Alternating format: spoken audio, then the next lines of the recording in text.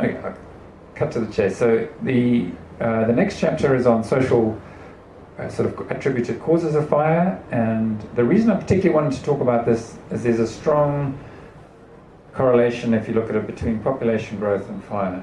And there's been an argument has been made that really after the end of the influx laws, a huge amount of people came down and settled on the flats, and oh, look at that, the fire goes up.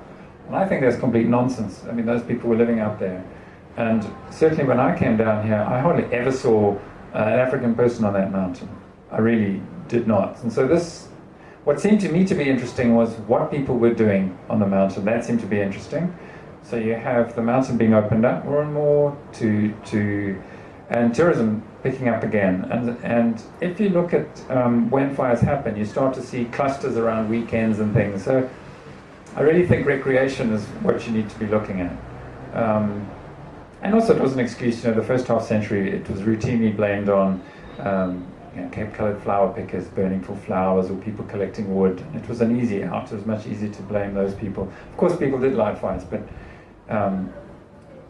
actually careless picnickers and people's briar places falling over once they built that road around Tafelberg Road had a lot more to do with it.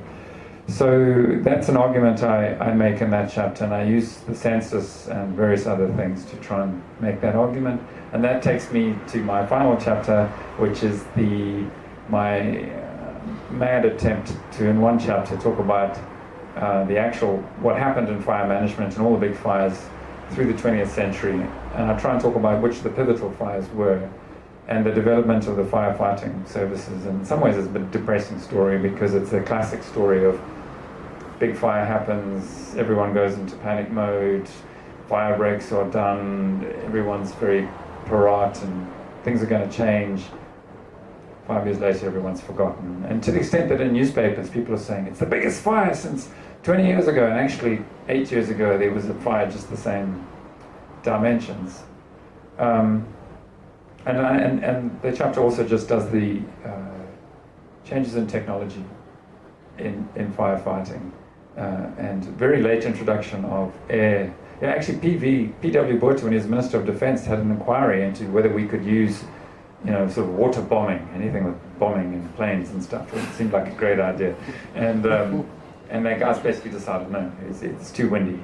And so you had copters in, eventually. There was a guy who came down, David Dates from the Highveld, and they used copters up there, and he was the guy who brought one in. And it was used in the first year. They had to airlift some German tourists off Lion's Head, and so and we've had it ever since. And that ends with the story of the 2000 fires. And what do I want to say in conclusion? So I'm a historian, so I'm not really offering policy advice on fire management. There are a lot of awfully smart people and dedicated people who've been here who know a hell of a lot about this. I think there are remaining institutional issues, and part of the interesting thing about this history is just how the kind of political revolutions and social changes and priorities and funding have bedeviled attempts to actually manage fire. And of course it's an inherently, I'm looking at Pat, it's an inherently cultural thing to manage in a place like this as much as it is an environmental thing to manage. You need fire here and people don't like it. And they don't want you to burn when their daughter's getting married and get black, and they don't like that falling in their swimming pool, and who does? But we need fire.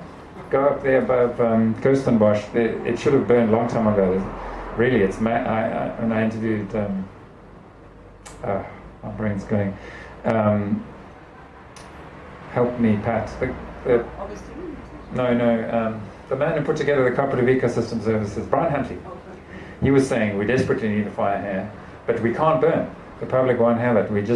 So when it does burn, it's going to be impressive. It's going to be big, and that.